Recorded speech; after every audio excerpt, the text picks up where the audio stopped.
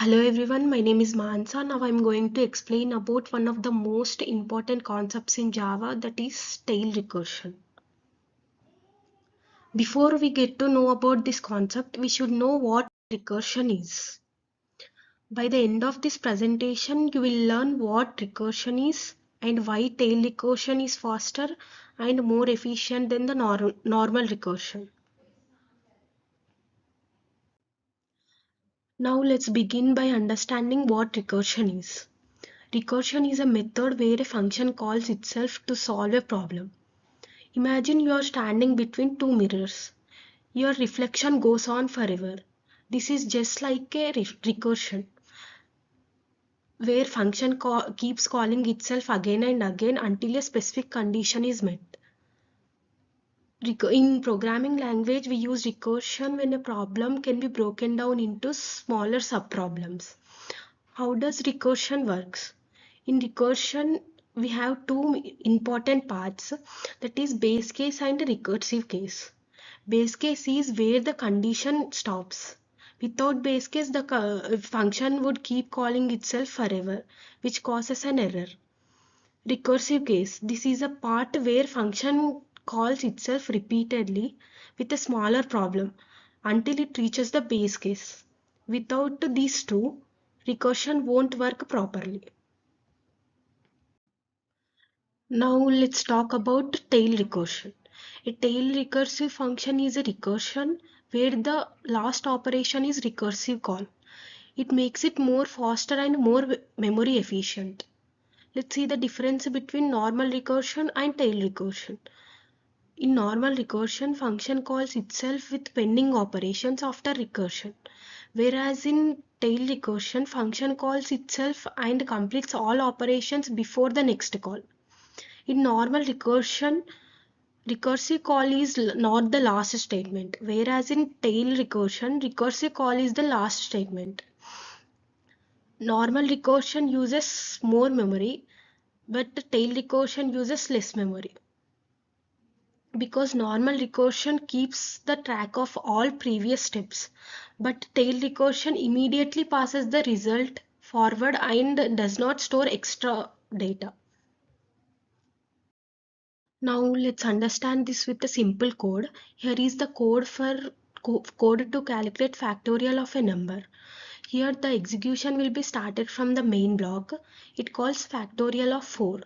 Since 4 is not equal to 1, it calls itself with factorial of 3. Since 3 is also not equal to 1, it calls factorial of 2. Then factorial 2 calls factorial 1. Once we reach factorial of 1, we stop because we have it the base case. Now we have to go back. Here factorial 1 returns 1. Then factorial 2 returns 2 into 1, that is 2. And factorial 3 returns 3 into 2, 6. Factorial 4 returns 4 into 6, 24. Now we get the final answer as 24. Here the problem is that with normal recursion, it keeps stacking these calls and waits until it reaches the base case before performing the calculations. This consumes a lot of memory. Now let's see the tail recursive version of the same factorial program. Here same, the execution will be started from the main block. We call factorial tail of 4, 1. 4 is the number and 1 is the result so far. Since 4 is not equal to 1, it calls factorial of 3, 4. Then it calls factorial tail of 2, 12. Then it calls factorial tail of 1, 24. This is the base case. And at this point, the function returns 24 without going backwards. Then we'll get the final answer as 24. The key difference is that tail recursion carries the result forward and the compiler doesn't need to store previous calls, makes it more faster and more efficient. Now let's discuss why tail recursion is faster.